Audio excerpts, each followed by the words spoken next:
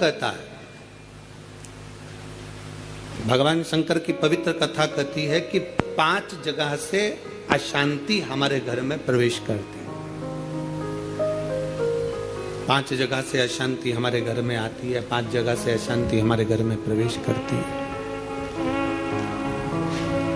5 जगह से अशांति हमारे घर में प्रवेश कर रही होती है। पहला है संसार से, दूसरा है संपत्ति से, तीसरा है संबंधों से, चौथा है स्वास्थ्य से और 5वां है संतान से। है जहां से अशांति हमारे यहां प्रवेश कर रही है, उसमें 5 जगह में एक जगह संपत्ति भी कही है।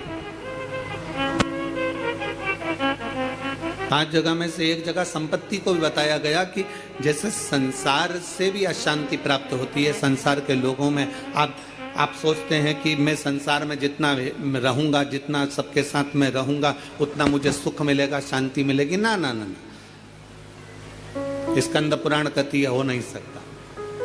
संसार के लोगों के लिए आप दुनिया भर का कितना भी सुख प्रदान कर दीजिए, किसी के लिए आप अपनी जान भी निकाल कर रख दीजिए, संसार के लोगों के लिए आप अपनी पूरी संपत्ति भी लुटा कर रख दीजिए, संसार के लोगों के लिए अच्छे से अच्छा वस्त्र, आभूषण, माणिक, मोती, रतन जो कुछ दे सकते हो दे दीजिए, उसके बाद भी संसार के लोग कहे बिना रह नहीं सकते। आपको कहे बिना रहेंगे नहीं। आप कितना भी सुख उनको दे दीजिए, आप कितना भी सुख उनको प्रदान कर दीजिए, आपको वो सुख आप दे भी देंगे। एक व्यक्ति अगर अपने घर की शादी में करोड़ों रुपए खर्च कर कर पूरे घर के मेहमानों को, संसार के लोगों को, सबको बुला ले और सबको बुलाने के बाद में वो सबका सम्मान करे, सबका आदर करे, सबका सत्कार करे, सब कुछ अच्छा करे, सबका आदर भी करे, सबका सम्मान भी करे, सबको खूब दे भी और खूब प्रदान कर दे, उसके बाद भी दुनिया के लोग कह देंगे हराम का आ रहा होगा तो लुटा रहा होगा। ये दुनिया की रीति है, ये दुनिया का क्रम है। संसार का व्यक्ति जितना आप विचार करेंगे कि मैं संसार के अंदर रहूं, लोगों के अंदर विराजमान रहूं, मुझे यश ही यश मिले, तो बहुत मुश्किल है। आप दुनिया का सारा सुख दे दीजिए तो भी यश की प्राप्ति नहीं हो सकती। थोड़ा बहुत मिल गया तो मिल गया, किसी ने कह दिया, किसी को आपने देते रहे देते रहे देते रहे तो मिल गया। संसार अशांति देता है। संपत्ति, शिव महापुराण की कथा कहती है, स्कंद पुराण कथा कहती है कि हमारी संपत्ति भी हमको अशांति देती है। जिसके पास कुछ नहीं वो आराम से रोड के किनारे टाट बिछाकर बहुत मस्ती से सोता है।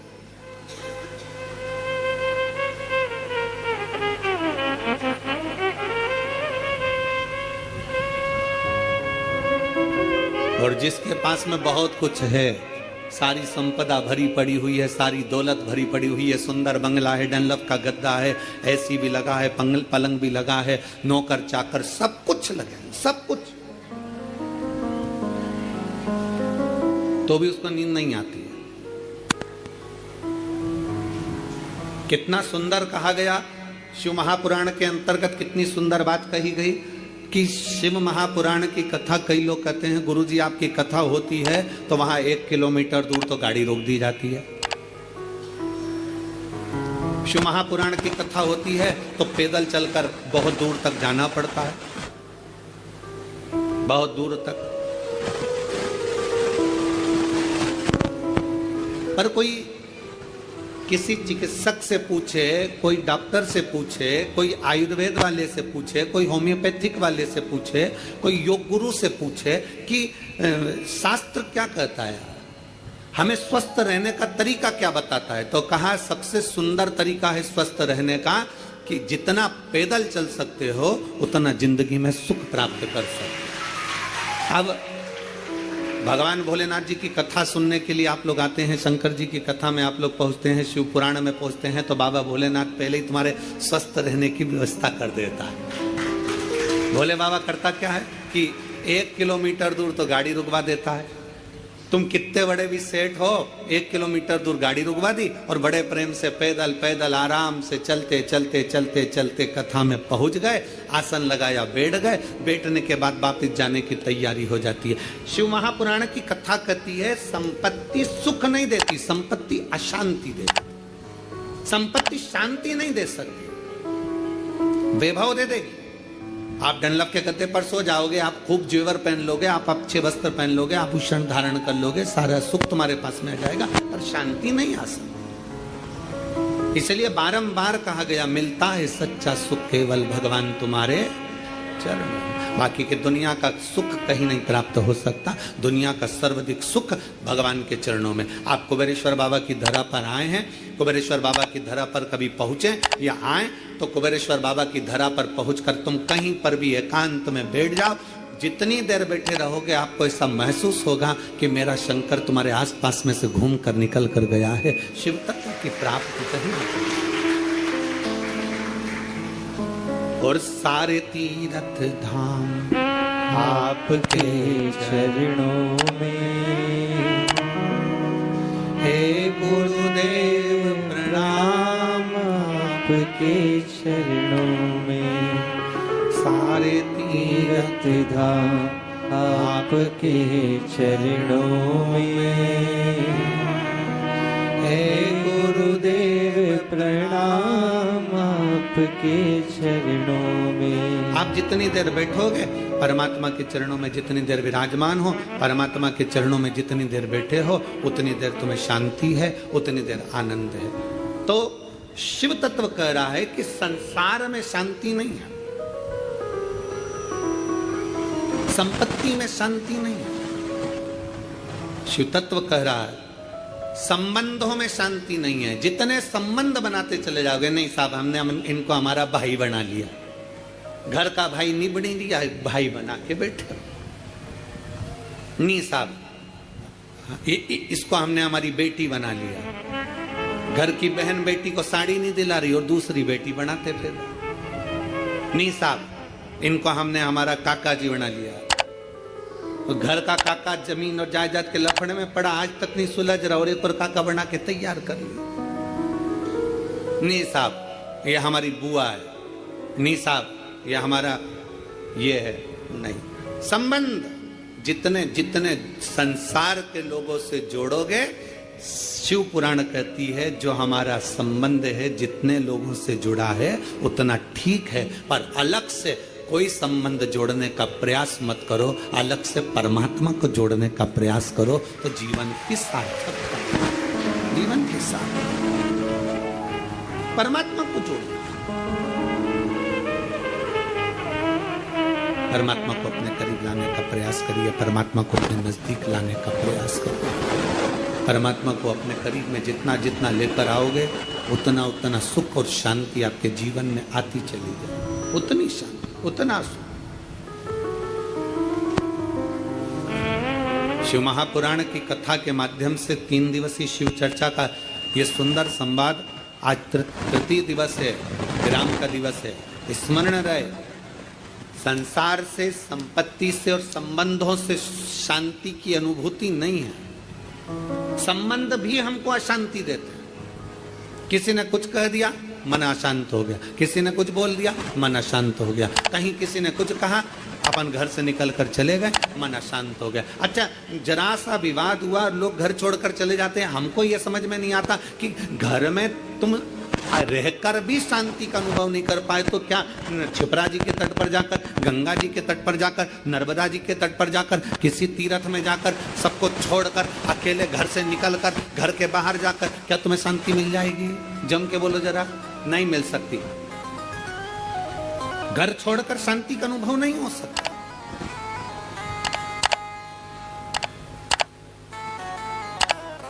संसार ने अशांति दी, संपत्ति ने अशांति दी, संबंधों ने अशांति दी, फिर अगली अशांति दी स्वास्थ्य ने।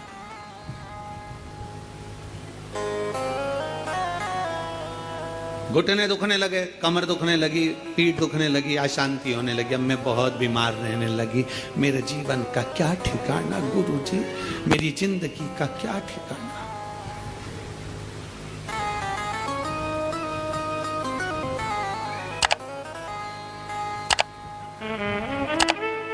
कभी अगर मौका लगे ना, एक बार भविष्य पुराण का अध्ययन करिए। गीता प्रेस गोरखपुर की भविष्य पुराण लीजिए और उसका अध्ययन करिए। भविष्य पुराण का जब अध्ययन करेंगे तो उस अध्ययन में आपको निकलेगा कि परमात्मा ने जब हमको जन्म दिया तो जन्म के समय पर हमारी खोपड़िया में एक मैग्नेट लगा दी, एक चुंबक लगाई।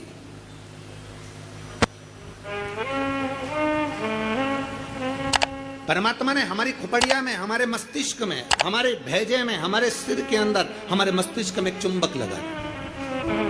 कभी अगर भविष्य पुराण पढ़ें तो उसमें अध्ययन करिएगा, हमारे मस्तिष्क में एक चुंबक परमात्मा ने जन्म के समय पर, पैदा होने से पहले, हमें बनाने से पहले, माता के गर्भ में जब हम पड़े हुए थे, हमारा मस्तिष्क बन रहा था, इसलिए अंतिम संस्कार होता है, अंतिम संस्कार में जब मुर्दा आधा जल जाता है तो उसकी खोपड़िया को फोड़कर कपाल क्रिया करी जाती है। आपके इधर करते कि नहीं करते वो हमको नहीं मालूम। हमारे इधर की रीति है, बांस में लोटा बांधकर उसमें घी भरकर उसके घर के बेटों से, उसके पोता पोती से वहां पर खड़ा करवा के पोते से खोपड़िया में वो डंडा पड़वा कर वहीं घी उंडेलवा कर डंडे को फेंक दिया जाता, उस बांस को फेंक दिया जाता। देखा है आप लोगों ने इसको?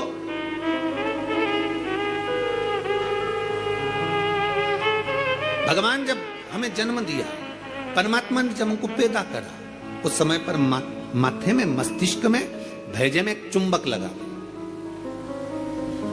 क्या करती है वो चुंबक? चुंबक का कार्य क्या है?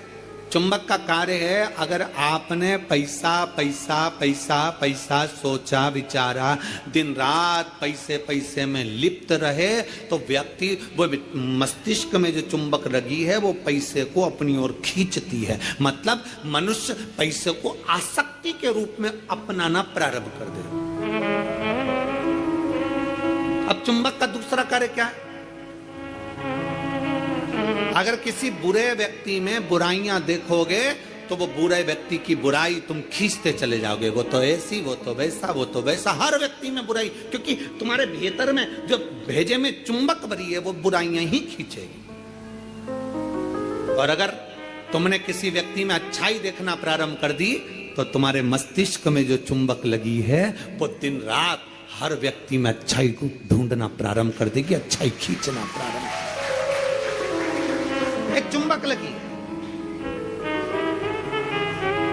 अब ये बात तो अपने तक हो गई। अब मेन बात पर आ जाओ, मुख्य बात पर। मस्तिष्क में चुंबक लगाकर परमात्मा ने हमको पैदा करा है, एक आकर्षण देकर हमें पैदा करा है, एक चुंबक लगाकर हमें पैदा करा है। चुंबक जब पैसे को खींचती है तो पैसा ही पैसा सोचने में आता है, बुराई खींचती है तो बुराई बुराई हमारे अंदर आती चली जाती है, किसी का क्रोध खींचती है तो क्रोध हमारे अंदर आता चले जाता है। उसी तरह अच्छाई किसी की खींचती है तो हमारे अंदर अच्छाई आती चली जाती है। उसी तरह चुंबक बीमारी को भी खींचती है। हम जब एक बीमारी के बारे में सोचते जाते हैं, मेरे पाँव, मैंने सुना है किसी को पेट में बच्चादानी में गांठ पड़ गई तो मालूम पड़ा कि उसको कैंसर हो गया। मैंने सुना है किसी के घुटने में अगर प्रॉब्लम हो गई तो उसका घुटना बदलाना पड़ा, मालूम पड़ा उसमें ग्रीस कम हो गया। मैंने सुना है कि किसी के हृदय में छेद हो गया, किसी के हृदय में कुछ हो गया, किसी के चेस्ट में गठान पड़ गई तो कैंसर बता दिया गया। ये हम जरा सा हमारे शरीर में दर्द हुआ और हमने वो सोचना प्रारंभ कर दिया। क्या सोचा हमने? कि उसको कैंसर हो गया था, उसकी किडनी खराब हो गई थी, उसका लीवर खराब हो गया था, उसके साथ में ये हो गया था, उसके घुटने बदलवाए, उसको गुजरात ले गए, उसको राजस्थान ले गए, उसको वहां ले गए और उसका शरीर में ये करवाया। आंख में प्रॉब्लम हुई तो आंख के बारे में सोचते रहे, सोचते रहे, सोचते रहे। अर्थात हमने इतनी बीमारी का सोच लिया, इतनी बीमारी का सोच लिया, बीमारी वो थी नहीं, पर हमने सोच सोच के चुंबक जैसे उसको खींचकर अपने अंदर वो बीमारी को इकट्ठा कर लिया। आखिरी में वो बीमारी हो गई। ये हमारे भीतर की चुंबक है जो हमें खींच रही है। छोटी मोटी गठान हो जाए ना, कभी मत सोचना आओ ऐसी तो होती रहती है। दवाई खाऊंगी, शंकर पे चढ़ा हुआ जल पीऊंगी, डॉक्टर को दिखाऊंगी, सारी जांचें कराऊंगी, जो डॉक्टर बोलेगा सारी जांच कराऊंगी। और मेरा विश्वास कहता है डॉक्टर के अनुसार चलकर, क्योंकि डॉक्टर भी शिव का एक रूप है, उसके अनुकूल चलकर मैं ये दवाई ले लेकर, कुंदकेश्वर महादेव का नाम लेकर, मेरी सारी गठान गल जाएगी। जब तुमने सोच लिया गल जाएगी, गल जाएगी, गल जाएगी, मतलब गल जाएगी। तुमने सोच लिया कि नहीं, वो डॉक्टर तो बोल दिया है कि इसकी ऑपरेशन कराकर निकलवाकर जांच करने जाएगी और मुंबई भेजी जाएगी। आधी तो टेंशन में मर गई, कहीं कैंसर कैंसर कैंसर, सोच सोच सोच सोच, आखिरी में सोच पाई। एक पत्र है, हम चाहते नहीं बुरा किसका होगा, जो सोच रहे हैं हम, वो हमारा ही बुरा होगा। चुंबक लगी है इस मस्तिष्क में, इस भेजे में। घुटने में दर्द है ना, ये कभी विचार मत करो कि मेरा ऑपरेशन होगा, मेरा घुटना बदलना पड़ेगा, ये करना पड़ेगा, वो करना पड़ेगा।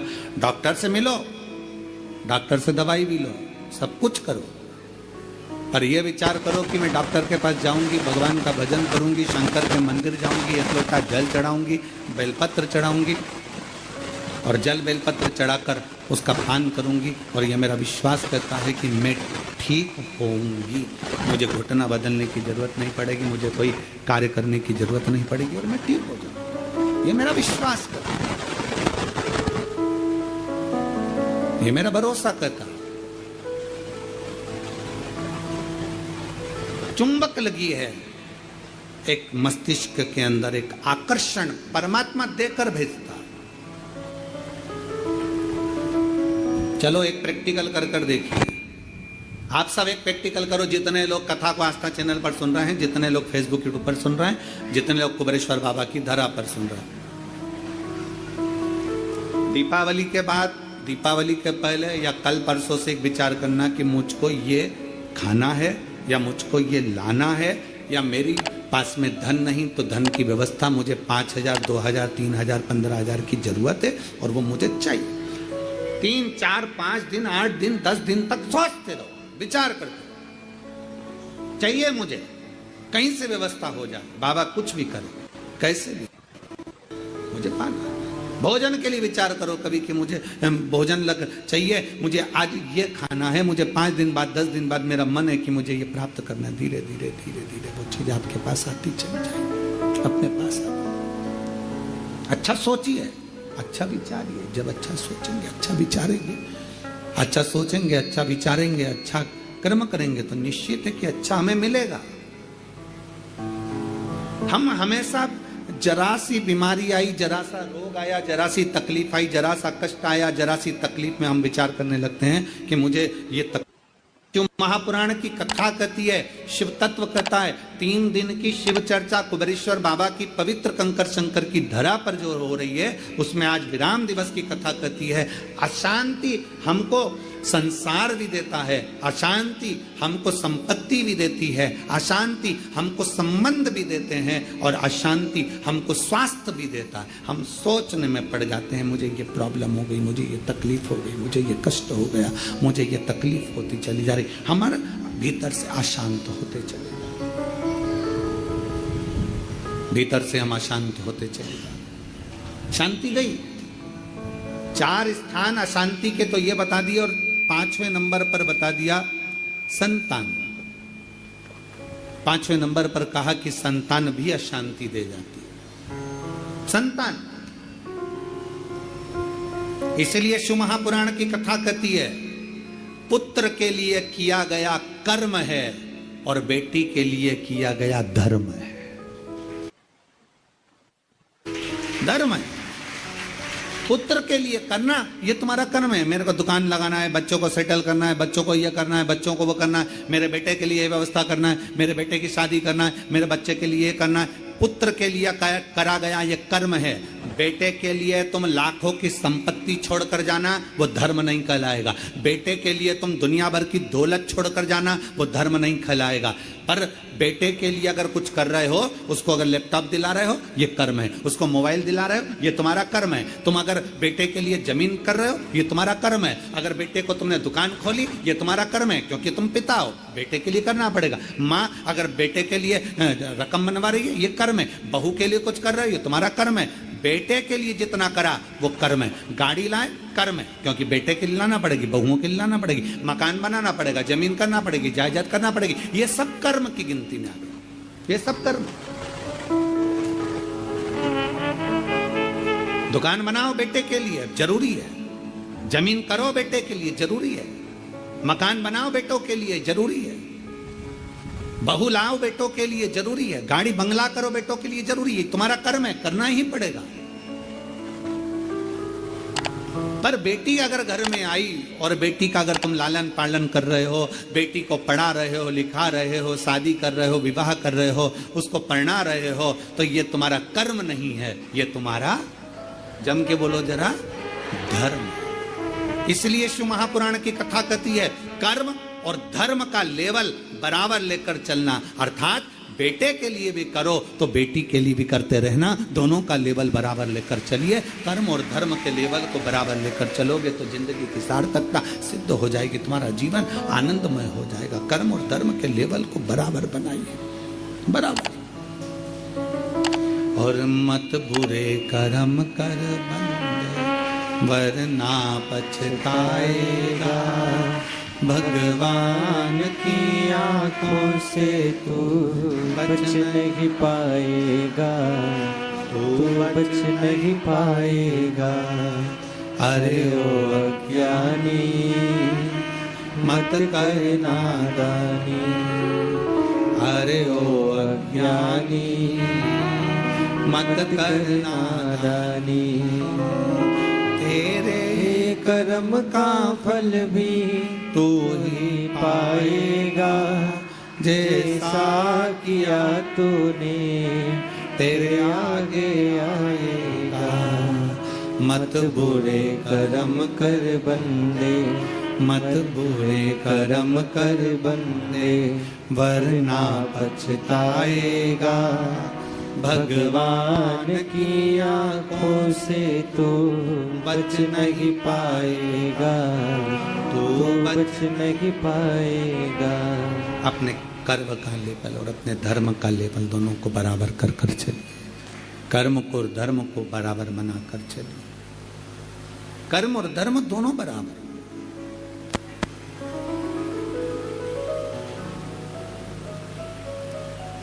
संसार, संपत्ति, संबंध,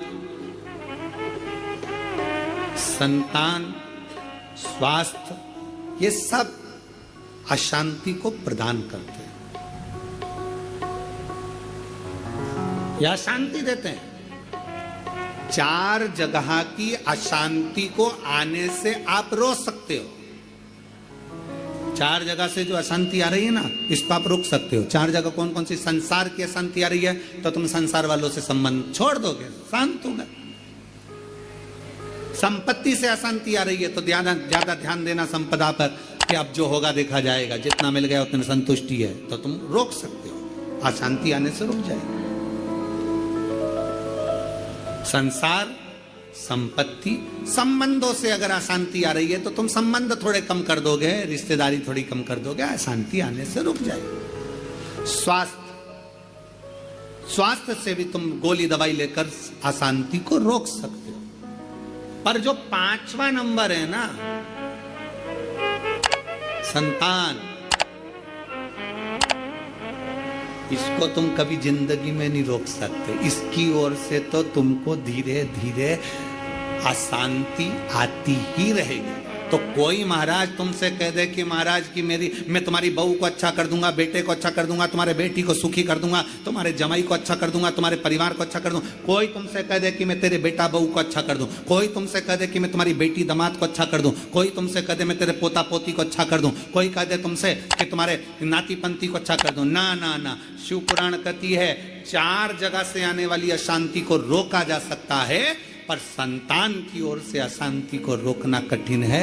ये कभी ना कभी हर 15-20 दिन, 1 महीना, 4 महीना, 6 महीना, 1 साल, 1.5 साल, 2 साल में कहीं बेटों की ओर से, कहीं बेटी की ओर से, कहीं जमाई की ओर से, कहीं बहुओं की ओर से, कहीं पोता पोती की ओर से, ये थोड़ा ना थोड़ा आता रहेगा।